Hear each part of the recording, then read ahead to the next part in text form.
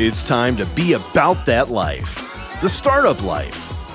Here's your host, Dominic Lawson. All right, Startup Nation. So I hope you're ready to receive some value today. My name is Dominic Lawson, and this is the Startup Life, the show for entrepreneurs and career-minded professionals. You know, Startup Nation, when you have, a kid, one of those very important things you would like to do is read to them often, right? You know, books and reading and stuff like that is very important to growing minds and stuff like that. And so we have somebody in the space who's very much doing that work and helping to grow that space as well. Her name is Shannon Bex, and she's the Chief Communication Officer of Vooks. Shannon, how's it going, ma'am?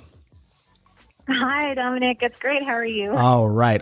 Thank you so much for coming on the show. We really appreciate your time today. And before we kind of get started talking about the company, just kind of talk about, it's the new year and stuff like that. I'm just curious, what are some lessons that you've learned over the past year? 2020 was one for the record books, good or bad, depending on how you look at it. But what are some things you learned from 2020, if you don't mind me asking? It's great. 2020 was a year, good and bad, many right. things that have happened. But I think a good lesson I learned was just being in the now, knowing, there's things way beyond our control sometimes, and just learning how to find kind of your peace and joy in the moment, because there are really still some amazing things out there, even through the troublesome times. So right. Being in the now and looking for the good, I think, is a great lesson from 2020. Absolutely. Now, Startup Nation, if the name Shannon Bex sounds familiar, that's because that is the one and the same of the group Danny Kane that you're very much familiar with. And, Shannon, I want to ask you this, I know you kind of stepped away from Danny Kane a little bit to kind of pursue Vooks a little bit more and stuff like that. I guess two-part question. What's some of those things you learned, from being on the road and touring and just the music business in general that you brought over to Vooks and kind of applied that, but also kind of talk about that decision to kind of step away a little bit. Sure. Yeah, it's incredible to have stepped into a company like Vooks. I co-founded it with my brother. Right. And, to apply a lot of my knowledge from the music industry, every day I'm learning how I had lessons that I'm continually using. Right. I handled a lot of, the contracts with my group and understood the business side of things, right. so that I knew, how to function as a businesswoman inside the music industry. And so much of it parallels with even what the publishing industry is facing. So my heart of the career was around when physical sales of CDs were going away and streaming was becoming the norm, and right. consumers were really telling music how they wanted to consume their content, and digital was just on the rise. And granted, books are not going away, but there is an element of digital that we can apply to the medium of books that can get kids excited. And so that knowledge of watching consumer behavior and habits, the music industry as an artist, and even communicating with publishers. That's what I do. I talk with them and I negotiate the contracts and the deals for the streaming rights to license the content that you do see on Vooks. So I was able to use a lot of my knowledge from the music industry in the publishing world as well. So it does, parallel very much. And, moving away from the music industry, I had such a wonderful time and career, and the fans are incredible and so supportive. And it was a good 15-year run. Right. And so many amazing boxes were checked off, multi-platinum record sales, which barely happen now because right, exactly. like we were talking about, right. physical doesn't happen. Touring, I got to perform at Madison Square Garden, like so many amazing things. And even now with COVID happening, we don't know what the music industry is going to look like. So my decision to kind of step away of music in that same capacity was because I wanted to put more commitment towards this next chapter of what my life was, and that was Vooks, and the positive impact that, encouraging the love of reading can have on a child's life, and offering Vooks at a capacity where kids who don't have access to books can get access. Right. Like, Vooks determine such, a success in a child's life, and whether they have a parent who can be there to read it with them, or they maybe don't. Maybe their parent is a frontline worker who's just busy, and it's not fair for them that they can't have read along, read aloud time. So Vooks is a good option for them as well. So there's just so much positive with Vooks, and it's so exciting to be able to have something like this to step into. So I'm very confident in this movement and just becoming a co-founder, business owner. For sure. And Startup Nation, if you want to check Vooks out, we have the website there in the show notes. And if you're listening to the replay on radio, if you're listening to the replay on the podcast or on radio, it's Vooks.com, VOOKS.com. Once again, we have that link there in the show notes for easy access if you listen to the replay on the podcast. So Shannon, if you would just kind of tell us all about Vooks, what it's all about, how do you sign up? Just kind of run us through it a little bit. Absolutely. So yes, Vooks.com can access our streaming library of children's storybooks. Our target is ages 2 to 8 years old. We have great marquee titles like Curious George, even some amazing, unknown independent illustrators and authors, just a great curated library. We have educational specialists on staff that help us find amazing books and help curate the content, but also create lesson plans and resources that are free and you're able to use along with the books that you're reading. It's quality screen time. It's ad-free. It's kid-friendly. If you pass your child your phone or iPad, you can trust what they're watching is appropriate, and they're not going to start discovering things they shouldn't be seeing. And I think that screen time stress is very real for parents. And, these children are consuming their entertainment differently than we ever did. So we have to meet them where they are, but do it in a responsible way. And Vooks can provide that for a parent and a teacher, a grandparent or guardian. And the average Vooks, what we do is we take a book you would find in any library and just slightly animate it. And we create a read along, read aloud, highlighted text, beautiful narrations, and it's basically a actual book being read aloud to your child, and the average length is around 7 minutes. So you can feel good about it. They're getting content that you trust, and they're actually reading a book. Absolutely. No, I appreciate you sharing that. I want to ask you something, just a quick follow up, because you talked about how, it's ad free, right? And I know a lot of business owners out there always looking to kind of grow that top line growth and stuff like that. Why was it important to keep the ads out of it? Like, I get it, but if you would just kind of explain your reasoning behind that, if you don't mind. Yeah, no, that's a good question. And you're actually the first person ever asked the why behind it. Thank you. And we haven't really even internally discussed that as a team. It's just something we knew from the beginning. Gotcha. We didn't want to do. We didn't, we don't want our consumers to feel like we're there just utilizing their information or their time for the pocketbook. No, absolutely. I hate to say as cheapen the experience, but I feel like they can, and we just didn't want that. And then you're more in control of what the content is. Ads sometimes can get a little out of hand. So it just shows our customers that we value the time that they're spending with us, and every second counts. Right. I appreciate you answering that. And one of the reasons I wanted to know that thinking behind it, because I know I get a little frustrated with ads, and I even get more frustrated when my daughter has her screen time. She's on YouTube Kids, and even she still gets like political ads on YouTube Kids, which is just amazing to me. That's crazy. Yeah, it's extremely crazy. But clearly you guys have hit on something, because Startup Nation, the platform, just being founded less than 2 years now, has 1.2 million users, now, which is just bananas. I'm curious about something though.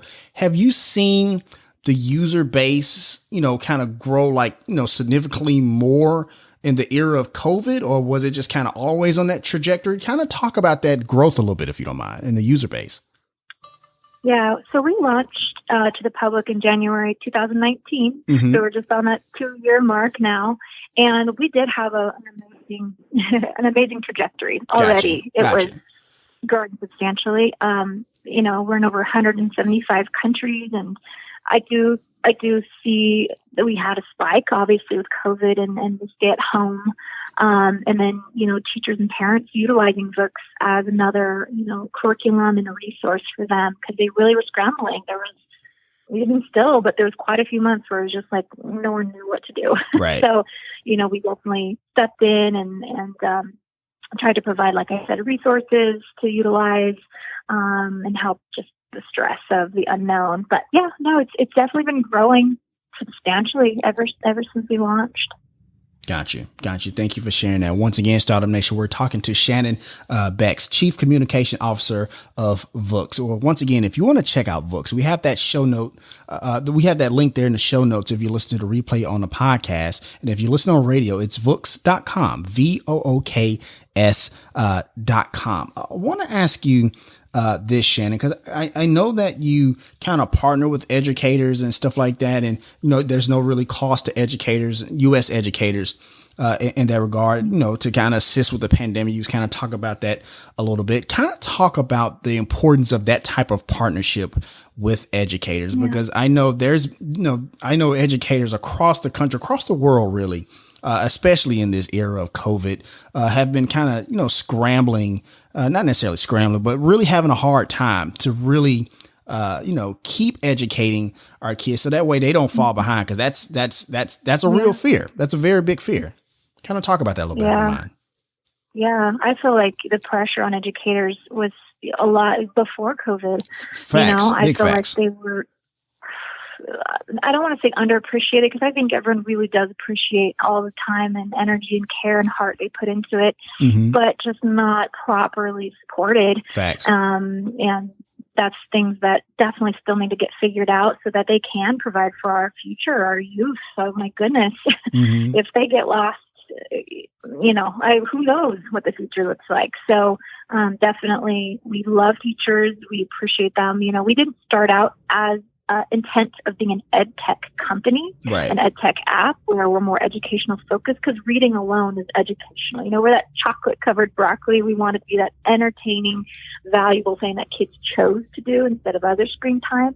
But as soon as teachers found us, even before COVID, and they could implement it into their curriculum and use it in a read-along story time. You have the kids reading the actual book in one corner and the audio in another, and then the books in another, just cemented so many different cognitive benefits for kids. They were just a moth to a flame.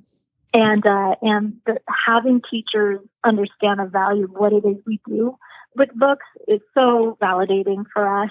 And then also on top of that is just knowing the comments we've had where they said, "You've made my classroom life easier," and now even with COVID, you've made my, planning of my curriculum easier. Just thank you. That we give teachers a first year free, and that was before COVID even hit.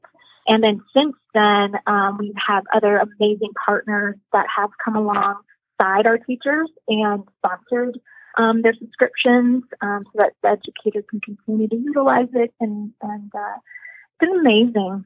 Right.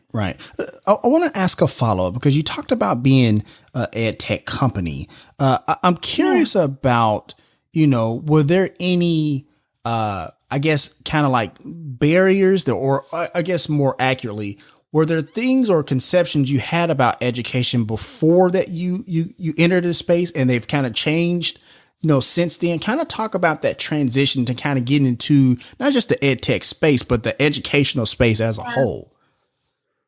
Yeah. So, initially, Vooks started with my brother. He has 3 kids, right, and his oldest loved to read, and she'd bring piles of books. And then his youngest, like most children, was completely different, and he couldn't get her to focus, and she had no interest in reading.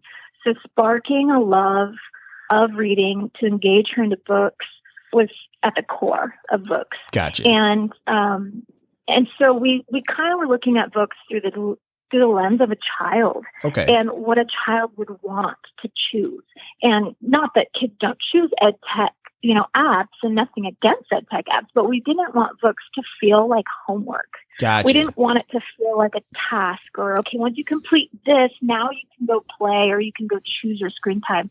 We wanted books to be that screen time they chose, because we know the quality and value of reading, read along, read aloud, our slow pace. Everything that we do is very purposeful. But we want kids to look at it as an exciting, like, I want this, I want to choose this, versus I have to do this. Gotcha. Thank you for sharing that. Talk about your I guess your family dynamic as a co-founder with your brother. I imagine that, not that the relationship changed drastically, but there's probably some stuff like, wow, I didn't know she was like that, or maybe I didn't know he was like that, or, from a business standpoint, of course. Kind of talk about that transition from brother, sister to business partners and co-founders. Yeah, it's amazing. We've always enjoyed working together and brainstorming. He's 2 years older than me. I joke that I just do what he tells me, and that's why we get along. But Gotcha. I'm kidding. We've always just had that synergy and fed off of each other and brainstormed and got creative. He would even give me ideas and help me through things in my music career. And he owned his own agency, and he would help bring products to market with Nike and Verizon and Gatorade and other Fortune 500 companies. Gotcha. And we'd brainstorm about those projects. So he's always had that also creative entrepreneurial side to him, just like myself. But he definitely sees things with a different lens, and it's so impressive. I admire him so much. He's an amazing man, an amazing father and husband. And so I think we just have a lot of respect for each other, and we've always Gotcha. shared. And it's been amazing. I'm very, very grateful. Awesome. For it. Awesome. I appreciate that. I'm curious about something though, because, as you are, the chief communications officer, obviously a large part of your role at Vooks is kind of sell the message, sell the story, create the story, if you will, to kind of grow the user base and stuff like that. Because we have a lot of listeners out there, Shannon, who are trying to create their own story, trying to create their own story brand, if you will, pun intended, of course. But I'm curious, what goes into creating a great story, and not only just creating a great story of a company or a business, but sharing that story to your target audience to where they can relate. You kind of talked about it a little bit, talking about, looking at it through the eyes of a child, but kind of talk about creating that story and sharing that message with your target audience, if you don't mind, Shannon. Yeah. When you're growing a brand and a company, you can't go wrong when you spark a passion in your heart, because when you speak from your heart, it's honesty. It's, you're going to learn things, you're going to learn lessons, you're going to learn your business verbiage, but the core of it is the passion behind it. And what are the reasons behind your passion? Is it to make a quick buck? That's going to fall flat on your consumers. They're going to see through that. Is it because you truly have a heart and a passion and a care towards something, or a cause or a problem that you're seeing, and you have a solution and you can't wait to share it and share the message? That'll evolve. And I think that's where it starts, is with true heart and true passion. Got you. Thank you for sharing that. Doing one quick reset. Once again, Startup Nation, we're talking to Shannon Bex, the Chief Communication Officer of Vooks. And if you want to check that out, once again, we have that link there in the show notes. If you listen to the replay on the podcast, Vooks.com is the website. And we're just wrapping up here with you, Shannon. Once again, thank you so much for sharing your time and sharing your amazing company with us. What's the hopes, for you see for Vooks and just beyond, as you grow your entrepreneurial journey and move forward and creating an amazing company? Oh, goodness. The number one hope is to encourage the love of reading in kids around the world, and create, impact moments where we're able to get books into the hands of kids who can't even access books. Right. So that's incredible. So just continue to grow the reach. There's hundreds of thousands of kids out there, and we just want to get in front of them, continue to grow our library. It's just to make a wonderful escape and wonderful place to discover new books, new authors, new illustrators, another avenue for the publishing industry to, expand into as they discover their power in digital space as well. Gotcha. And I appreciate that you're saying that, because I know as the world gets, more of the world is getting connected, to the internet and be able to stream, educational, resources like books from Vooks, obviously, and others. I think that's super important.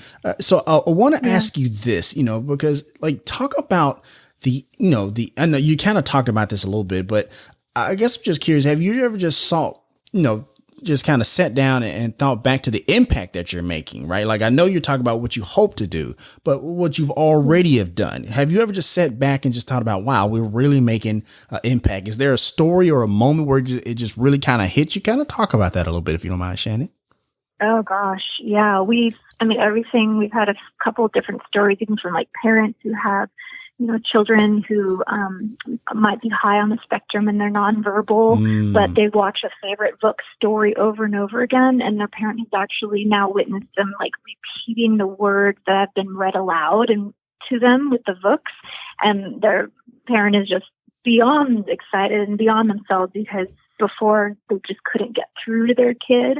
That is huge. Countries that don't have access to great English content are able to use this as a second language, English as a second language, and they're just thrilled to be able to have this content for their classrooms and their students.